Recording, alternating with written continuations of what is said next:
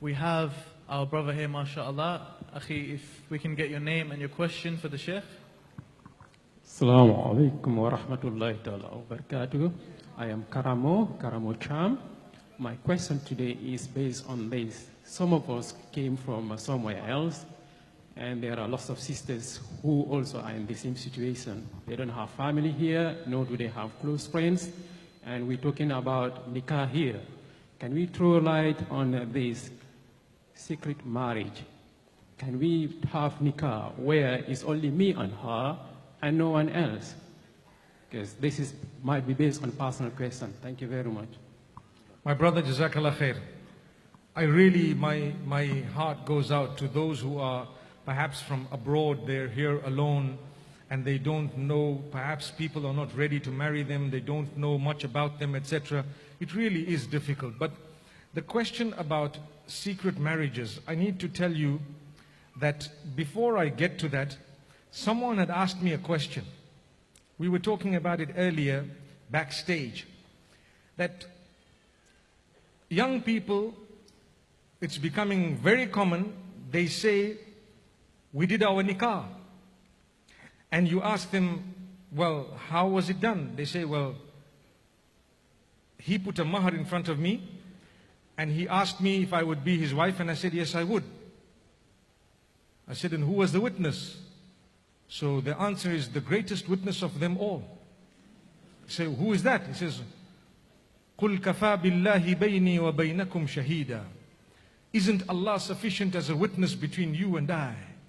So Allah was the witness, and Allah witnessed it. Okay, don't let the devil make you think that that's a nikah. That's actually invalid. There is no way in the Quran or the Sunnah that a marriage can be officiated without proper human being witnesses. There needs to be human beings. Allah will witness the witnessing of the human beings, and He has witnessed it. But He has asked you to have human beings as well to bear that witness.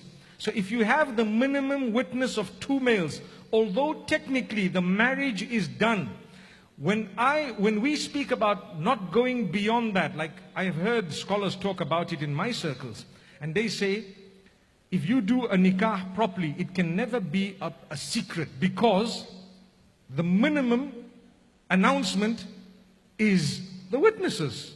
It was announced to them. They saw it.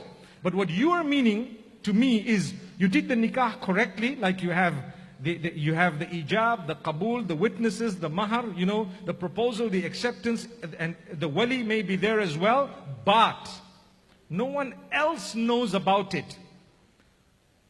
Well, I can tell you something, from a correctness point of view, for the nikah, if the wali is involved, the witnesses are involved, the mahar is there, the proposal is there, the acceptance is there, technically it may be a valid nikah, but from a social perspective, it wouldn't be a wise thing to do. The reason is, the whole idea of getting married is so that people can now know this relationship is halal. And now everyone's going to look at you, wow, you see, they don't even know if it's halal or not. Obviously when we see couples, we would immediately presume that they're married. That's what we're taught.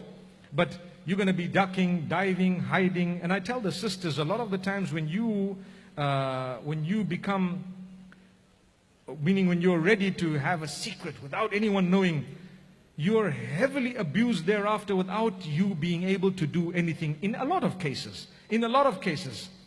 And the reason is, sometimes I know of someone who says, listen, you know what, you marry me and it's fine. I will, you can just see me once a week, once a month, once every 6 months. And that's it, it's fine. I don't really need anything more than that, I promise you, a week passes, 2 weeks passes, and you start thinking, gosh, I've got a husband, but I don't even see him. And now the pressure comes, and it starts mounting. And I tell you what, you start thinking, no, I need to see him more often. You start arguing because you want what you've agreed. When you live it, you realize you were foolish. When you start living the reality, you start realizing, you know what, I was foolish. I'm just being used. That's what's happening. I'm just being abused. That's what's happening. So you need to understand, you need to weigh the pros and cons correctly. I would not get involved in something of that nature. As far as possible, try and keep it open. Be brave enough to say, let the world know, so what?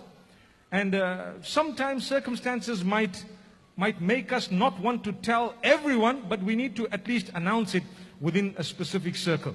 May Allah subhanahu wa ta'ala make it easy. Once again, I reach out to all those who are from, other countries. Perhaps you might not have people around you. May Allah make it easy for you to marry. And, I always like to encourage the imams of the masjid to say, please look out for those brothers and sisters who need to get married and try and hook them up with someone who perhaps they could also have as a spouse. Wallahu a'lam.